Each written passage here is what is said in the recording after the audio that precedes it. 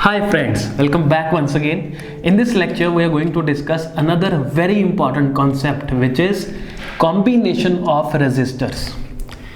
Combination of resistors का मतलब ही क्या है, सबसे पहले हमें ये मालूम होना चाहिए कि ये क्या बोलना क्या चाहता है, क्या कॉम्बिनेशन क्या चीज़ है। तो बहुत ध्यान से सुनिएगा, बहुत ज़्यादा इजी बना देंगे आपके लिए।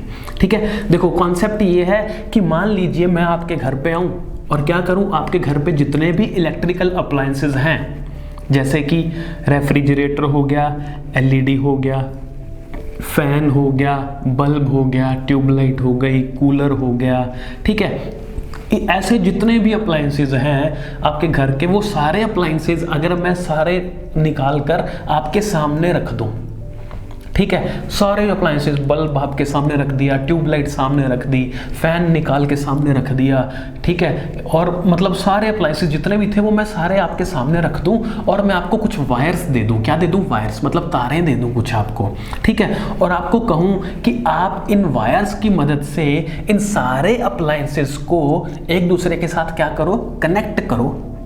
आपको क्या बोल दिया जाए कि आप क्या करो, इन वायर्स की मदद से जितने भी अप्लायंसेस हैं, जैसे फैन है, बल्ब है, ट्यूबलाइट है, एसी है, रेफ्रिजरेटर है, अवन है, ये सारी चीज़ों को आप, जितने भी अप्लायंसेस हैं, इन सबको उन वायर्स की मदद से एक दूसरे के साथ क्या करो, कनेक्ट करो। इसी काम को ही हम क्या बोलते हैं बच्चा पार्टी, इसी काम को ही हम बोलते हैं कॉम्बिनेशन ऑफ रेजिस्टर्स। कितना आसान है, मतलब हमने क्या कर दिया, उन सबको, सभी अप्लायंसेस को कंबाइन करना है ना। अब रेजिस्टर्स क्यों बोला, याद रखिए फिजिक्स में हम कोई भी इलेक्ट्रिकल अप्लायंस जिसको हम यूज़ कर रहे होते हैं या किसी भी इलेक्ट्रिकल अप्लायंस को हम रेजिस्टर या रेजिस्टेंस बोलते हैं, ठीक है, हम उसको क्या नाम देते हैं, रेजिस्टर बोलते हैं। बल्ब होगा तो बल्ब को भी हम रेजिस्टर कहेंगे, फैन होगा तो उसको भी हम रेजिस्टर कहेंगे, मतलब ये कॉमन नेम है for all the electrical appliances जो हम हमारे सर्किट्स में यूज़ करने वाले हैं। तो मतलब ये हो गया कॉम्बिनेशन ऑफ अप्लायंसेस हो गया एक तरह से, मतलब जितने भी अप्लायंसेस हैं हमारे घर पे उनको वायर्स की मदद से किस किस तरीके से जोड़ा जा सकता है। उन सभी अप्लायंसेस को, उन सभी रेजिस्टर्स को जो हमारे घर में है, ऑफिस में है, स्कूल में है, कॉलेज में है, ठीक है, इन सभी अप्लायंसेस को, इन सभी रेजिस्टेंसेस को, इन सभी रेजिस्टर को एक दूसरे के साथ जोड़ने के तरीके को ही, जोड़ने को ही हम क्या बोलते हैं, कॉम्बिनेशन ऑफ रेजिस्टर्स। इसी को ही हम क्या बोलते हैं बच्चा पार्टी, कॉम्बिनेशन ऑफ रेजिस्टर्स। तो अब बात चलती है कि ऐसे कुछ तरीके हैं क्या जिनकी मदद से हम सारे अप्लायंसेस को एक दूसरे के साथ कनेक्ट कर सकते हैं, जोड़ सकते हैं, कंबाइन कर सकते हैं। तो yes, we are having basically 2 methods for this.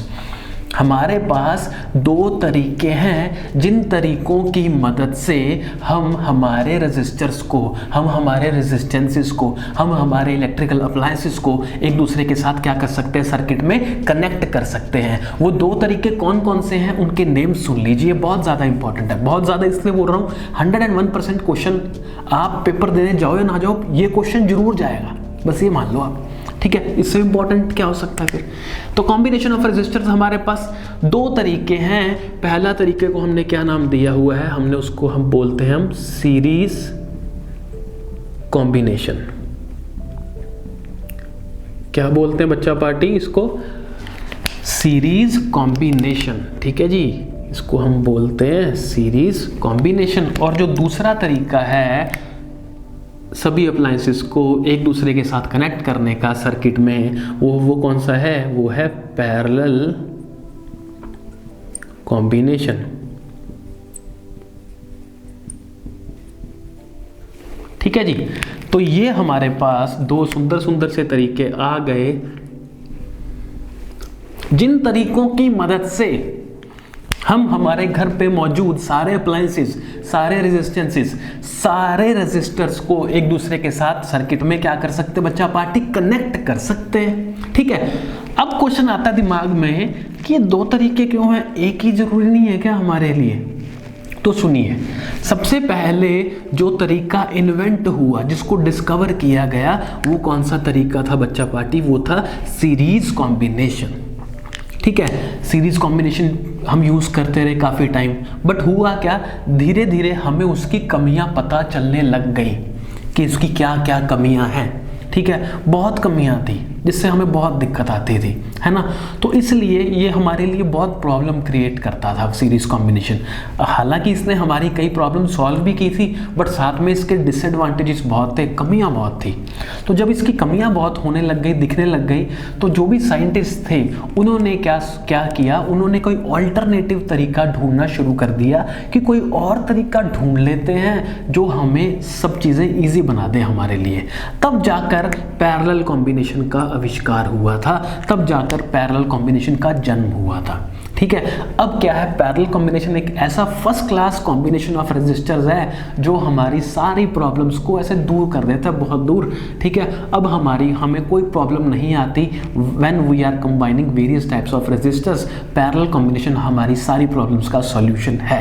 ठीक है, ऑल्दो ऐसा नहीं है कि सीरीज कॉम्बिनेशन हम कहीं यूज नहीं कर रहे, बट मोस्टली हमारे घरों में, ऑफिसेस में, कॉलेजेस में, स्कूल्स में, हर जगह पैरेलल कॉम्बिनेशन ही यूज किया जाता है। बट मैं कुछ ऐसे एग्जाम्पल्स भी दूंगा जहां पे हम सीरीज कॉम्बिनेशन भी यूज करते हैं, उसको हम आगे वाले लेक्चर्स में डिस्कस करने वाले हैं।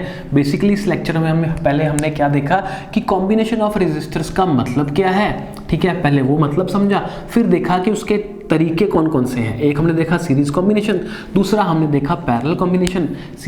इनका ये कैसे कैसे आए, सीरीज कॉम्बिनेशन पहले आया, पैरेलल कॉम्बिनेशन हमें क्यों ढूंढना पड़ा, ऐसा क्या था, वो सारी चीज़ें बहुत ज़्यादा डिटेल में we are going to discuss in our very upcoming lectures. So this is all for this lecture guys. See you very soon in the very next lecture. Till then, thank you so much.